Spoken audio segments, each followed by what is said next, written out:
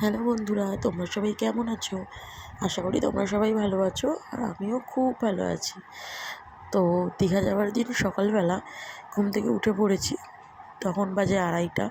আর সত্যি কথা বলতে সারা রাত ঘুমাইনি, কারণ এক্সাইটমেন্টে ঘুমই হয়নি। তো 2:30 বাজে, যেহেতু বেজে গেছে সেহেতু ভাবলাম যে চলো আস্তে আস্তে উঠেই পড়ি, আর উঠে ফ্রেশ হয়ে নিই। তো সকাল সকাল উঠে পড়লাম, আর আমার কর্তামশাই এখনও ঘুমোচ্ছে, আর আমি তারপর একটু ফ্রেশ হয়ে নিচ্ছিলাম। আর ভাবলাম যে ও ঘুমোক, আমি ফ্রেশ হয়ে নিয়ে তারপর ওকে ডাকবো। তো ফ্রেশ হয়ে নিয়ে তারপরে অ্যাজ ইউজুয়াল সকালবেলা যেরকম নয় বাতাসার জল বা মৌরি ভেজানো জল যাই খাই, তো সেদিনকে ছিল বাতাসার জল ভেজানো, তো এটা খেয়ে নিয়ে তারপরে রিফ্রেশমেন্টের জন্য একটু চা ফ্রেশ নিয়ে হওয়ার পর বসে অ্যাজ গেলাম ইউজুয়াল আমরা দুজনে। চা নিয়ে বসে তো পড়েছি। দুজন মিলে বসে বসে চা খাচ্ছিলাম। তো ততক্ষণে ও উঠে ফ্রেশ ঘড়িতে হয়ে 3টে নিয়েছিল। বাজে আর আমরা আর চা বিস্কুট এই খাচ্ছি। বিস্কুটটা না আমার খুব ভালো লাগে, আমি সেটাই বলছিলাম। তো তারপরে চলো ফ্রেশ হয়ে নিই। আর সকাল সকাল স্নানটা সেরে নিয়ে আমি রেডি হয়ে নিচ্ছিলাম। আর ও না আমাকে দেখো না পেছন থেকে ভিডিও করছে, আর বলছে এবার আজকে তোমার বন্ধুদেরকে দেখাবো যে কীরকম তোমার অনেকক্ষণ সময় লাগে তোমার রেডি হতে। তো আমি বললাম যে না আমার বেশিক্ষণ লাগে না। ওর সাথে আর্গুমেন্ট করছিল, আর ও ঘড়ির দিক দেখাচ্ছিলো যে কটা বাজে, দেখো অনেক টাইম হয়ে যাচ্ছে। তো আমি তাড়াতাড়ি করে রেডি হয়ে নিয়েছি, তো ও এখনও রেডি হতে পারেনি।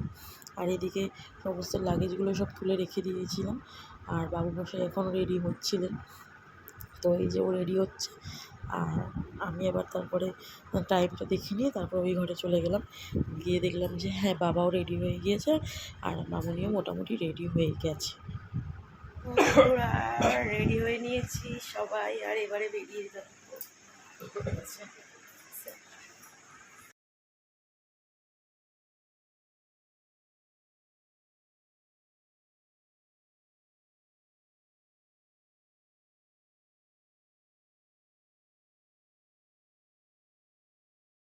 লাগছে তোমার? খুব অসাধারণ কথা, ভোরবেলা যাওয়া। আমারও খুব ভালো লাগছে, অনেক অনেক অনেক অনেক দিন পর এরকম স্নিগ্ধ পরিবেশ সকালবেলা দেখতে পাচ্ছি, খুব ভালো লাগছে। পৌঁছে গেলাম দীঘা বাস স্ট্যান্ডে। তো ওখানে পৌঁছে গিয়ে আমরা একটু ওয়েট করছিলাম, তারপর বাবা আর মামুনি এলো। আর তারপরে বাবা আসতে আসতে ফাইনালি চলে এসেছি বাস ডিপোতে। চা খেয়ে নেওয়া যাক। তো আমার তো চাতে না নেই, আমি বললাম যে হ্যাঁ আমি খাবো, কিন্তু আর বাকি আমার বর আর মামুনি খায়নি, তো আমি চা খেয়ে নিলাম। চা খেয়ে নিয়ে তারপরে বাসের এই যে সময় হয়ে গেল, তো বিধ্বস্ত বাসে চলে অবস্থা, গেলাম। ঘেমে টেমে একাকার। আর দেখো না পুরো একদম ঘেমিয়ে চামিয়ে কি অবস্থা লাগেজ টাগেজগুলো তুলতে গিয়ে। 5টা বাজে, বাসটা চলা শুরু হয়ে গেল। আস্তে আস্তে এগোচ্ছিল। এই যে আমাদের সুন্দর কলকাতার ভিউ, সেকেন্ড ব্রিজের ভিউটা কিন্তু দারুণ লাগে, তাই না বন্ধুরা? অসাধারণ একটা ভিউ। আর তারপরেই আমি একটু ঘুমিয়ে পড়েছিলাম, আর ঘুম থেকে উঠে যখন দেখলাম তখন দেখি দীঘার গেট। তো আনন্দে জাস্ট মনটা নেচে উঠলো। নামার সময় হয়ে গেল, নেমে পড়লাম। তো নেমে পড়ে একটু চারিদিকটা দেখছিলাম, দেখতে দেখতে তারপরে ভাবলাম যে না চলো, খিদে পেয়ে গেছে। চলে গেছিলাম পারিজাত হোটেলে, দারুণ ব্রেকফাস্টটা।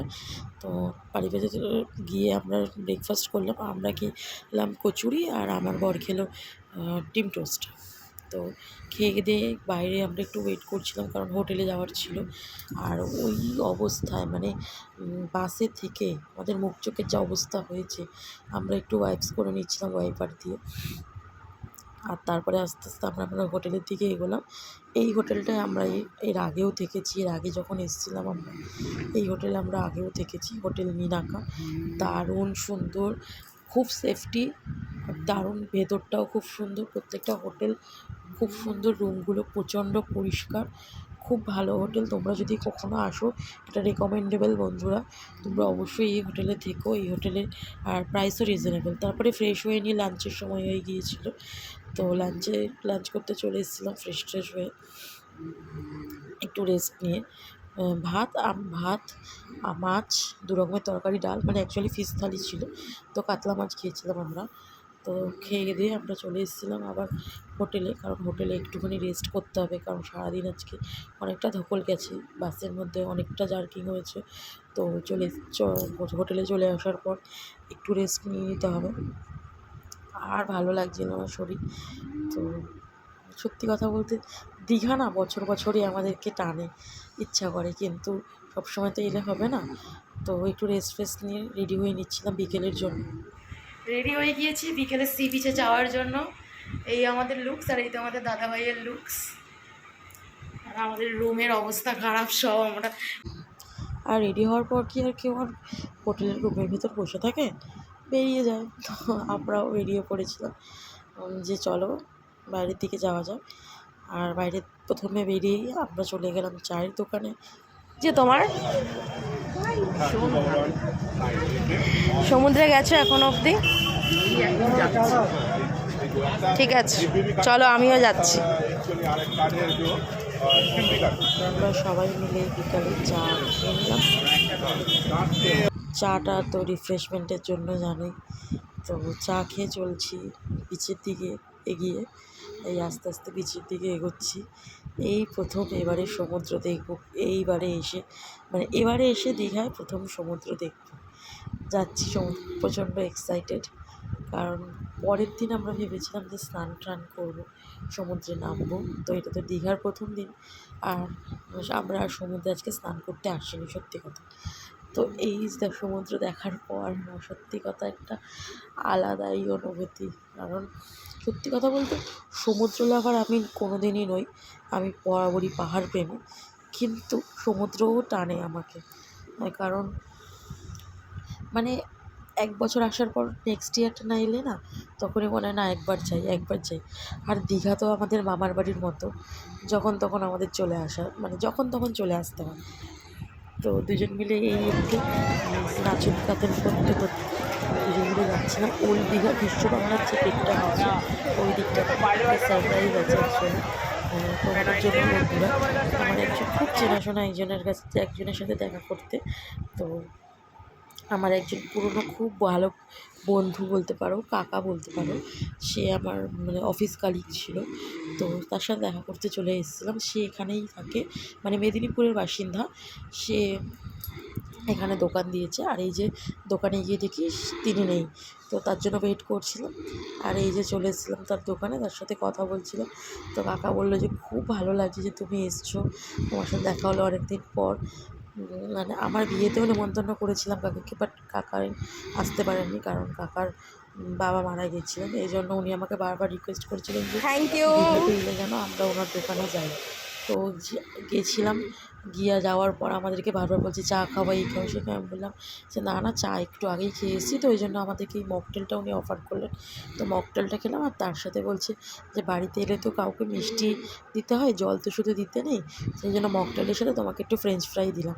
তো আমরা ফ্রেঞ্চ ফ্রাই খেতে খেতেই আমার শ্বশুরমশাই আর মামুনিও চলে এসেছিলো। তো শ্বশুরমশাই বললো না না, এইসব মকটেল টকটেল তোমরা কি খাও, এসব আমি খাবো না, তোমরা চা আমাদেরকে চা দাও।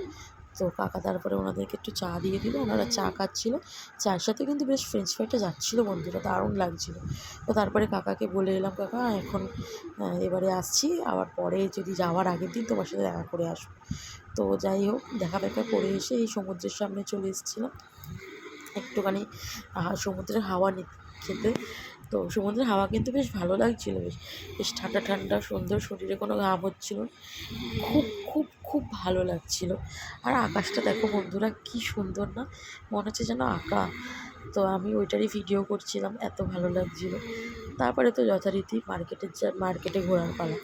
তো চলে যাচ্ছিলাম মার্কেটে ঘুরলাম, একটু দু একটা জিনিস ছোটোখাটো জিনিস কিনলাম। এটা একটা পুজো দেওয়ার জন্য যে ঝুড়ি হয়, তো পুজো দেওয়ার জন্য একটা ঝুড়ি কিনলাম। আর তারপরে চলে গিয়েছিলাম এই দোকানটায় এই পলা বাঁধানোগুলো না এখন প্রচণ্ড ট্রেন্ডিং।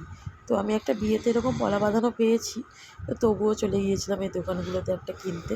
বেশ রিজনেবল প্রাইস, মোটামুটি ভালোই। আমি একটা নিয়েছিলাম, আমার মামুনি একটা নিয়েছিল, তো বেশ ভালো লাগছিলো। ডিজাইনটা সেম স্বস্তিকের, এটাই আমি পেয়েছিলাম বিয়েতে, তো সেম ডিজাইনেরই আরেকটা নিয়ে নিলাম। আর তারপরে চলে গিয়েছিলাম রাতের ডিনার নিতে। তো রাতের ডিনার যে ছিল রুটি আর চিলি চিকেন, আর আমি চিকেন চাউমিন খেয়েছিলাম। আর ডিনার নিয়ে চলে যাচ্ছিলাম হোটেলের দিকে। আস্তে আস্তে খাচ্ছিলাম। আর বন্ধুরা, তোমাদের যদি এই ভিডিওটা ভালো লেগে থাকে তোমরা অবশ্যই লাইক শেয়ার কমেন্ট করতে ভুলো না, আর অবশ্যই ফলো করে দিও, আর আমার সাথে কানেক্টেড থেকো। থ্যাংক ইউ বন্ধুরা।